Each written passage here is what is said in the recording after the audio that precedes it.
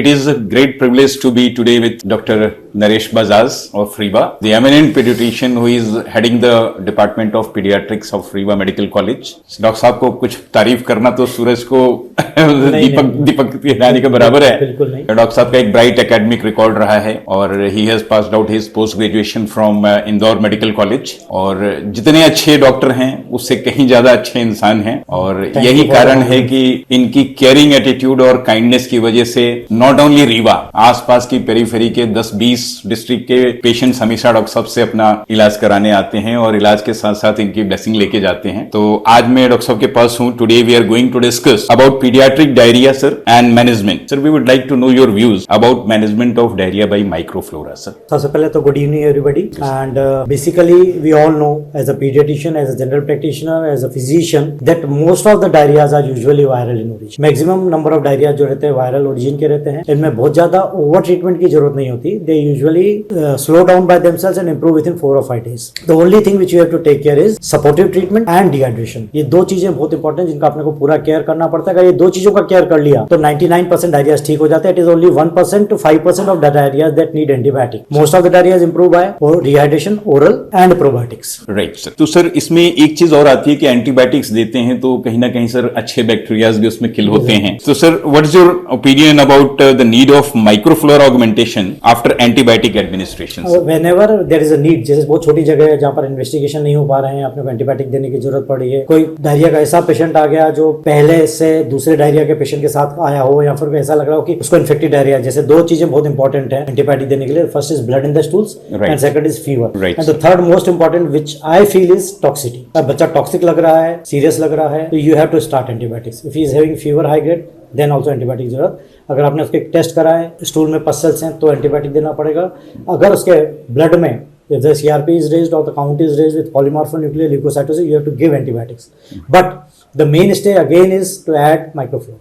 Very right. Because most of the antibiotics, यानी बहुत सारे एंटीबायोटिक ऐसे हैं जो बहुत ही डेंजरस सी डिजीज प्रोड्यूस कर देते हैं, जो क्लॉस्ट्रिडियम डिफिसिल और ये सब का ग्रोथ हो जाता है। तो इन सब चीजों में ऐसी चीज है कि आपको उन चीजों को कॉम्प्रोमाइज नहीं करते हुए to prevent these complications, you have to always give microflora to these patients. Thank you sir, thank you very much. तो सर कुछ माइक्रोफ्लोराज में हमने देखा है सर कि आप लोग जिंक भी अलग से ऐड करना पड़ता है। तो sir do you feel that the products which will be offering zinc along with the host bacteria will be more beneficial to the patient? Not only in microfilar.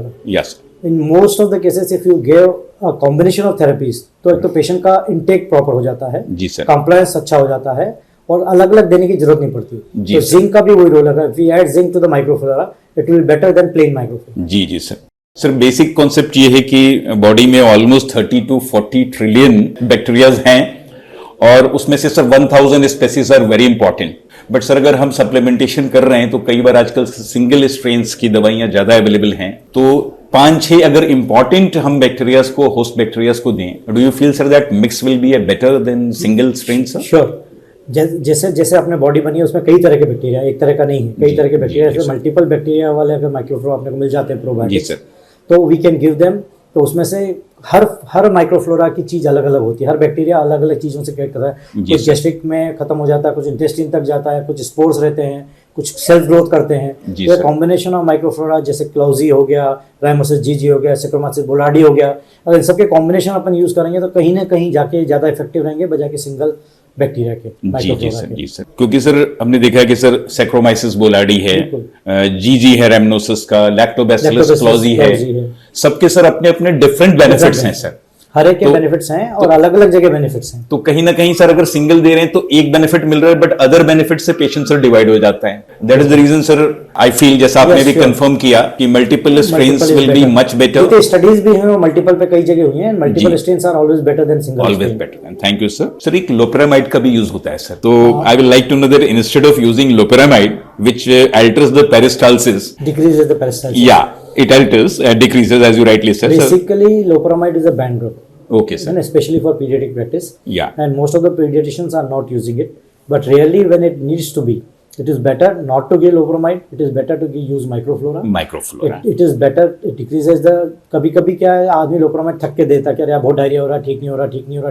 जी जी sir. So I will ask all the pediatricians, all the general physicians, all the physicians, all those who are treating children not to give loperamide, because loperamide के side effects बहुत ज्यादा। Right sir. और microflora का कोई side effect नहीं है। जी अगर आपने ज्यादा भी डोज दे दिया तो कोई प्रॉब्लम नहीं। नेचुरली से, क्योंकि तो बेनिफिट को ही बढ़ाते हैं sir. We have seen people, children dying with loperamide. Distension of abdomen हो जाता है, पेरिस्टल से रुक जाता है, ऐसा लगता है कि इलियस में चले जाते हैं। Most of the children don't come. बहुत इंपॉर्टेंट चीज आपने कही सर। लोप्रोमाइड बिल्कुल भी नहीं यूज करना है, चाहे जो हो जाए। जी। Microflora is better, combination of microflora is even better. Even most of the cases, जैसे मैंने आपको बताया, 90% केसेस में एंटीबायोटिक की भी जरूरत नहीं है। जी जी सर। 5 to 7% केसेस में कभी एंटीबायोटिक की जरूरत पड़ सकती है। जी सर। और उसके अलावा microflora is the main stay of treatment, that is the supportive treatment for diarrhoea. बहुत सही बात आपने कही सर कि आजकल बहुत से डॉक्टरों की एक क्वेरी ये भी होती है कि हम कितना मात्रा दें, ज्यादा तो नहीं हो जाएगा, बट जैसे आपने कहा सर, कंफर्म किया, कम नहीं होना चाहिए, ज्यादा हो तो कोई उससे नुकसान तो होना नहीं है सर। और सर आजकल रेडी टू यूज सिरप बहुत कम है सर। इसमें ज्यादातर लोगों के पास ड्राई सिरप हैं, तो what do you feel sir, dry syrups में जो इनकन्वीनियंस है उसकी जगह अगर sir ready to use syrup आए तो it will ready be to use में केवल रेडी टू यूज का फायदा नहीं है, बहुत सारे फायदे हैं। एक तो उनकी शेल्फ लाइफ बड़ी रहती है, आप ड्राई पाउडर में मिलाएंगे 7 to 8 डेज में आपको फेंकना पड़ता है, बच भी जाए तो। जी सर। सेकंडली, जो मिलाने का तरीका वो हमेशा पेशेंट का हमने देखा गलत ही रहता है। गलत ही वो मार्क तक नहीं मिलाते हैं, कई बार 30 की जगह 40 ml मिला देंगे, 50 ml मिलाएंगे, ओवर डाइल्यूटेड मिला देंगे। जी सर। ओवर डाइल्यूटेड मिला देंगे तो वो इफेक्ट ही नहीं होता। जी जी सर। तो it is better to use ready to use solutions than prepare the solution. So kind you don't even know what the quality of water they are using. Quality of water, कई बार आप sir boiling water बोलते, लोग boil किया बिना से मिला देते हैं सर। तो वो भी प्रॉब्लम है। सेकंडली, वो अमाउंट भी सही नहीं मिलाते हैं तो वो डाइल्यूशन हो जाता है। बिल्कुल सर। आपसे बहुत अच्छा लगा sir, thank you very much for sparing your precious time sir. और माइक्रोफ्लोरा और प्रोबायोटिक्स के यूज पर जो आपने इनसाइट्स दी हैं sir, I am sure the community will get benefit out of it, बिल्कुल, and even your views will be benefiting the other practitioners also sir. So thank you so much sir, so kind of you sir. Thank you sir. Bye.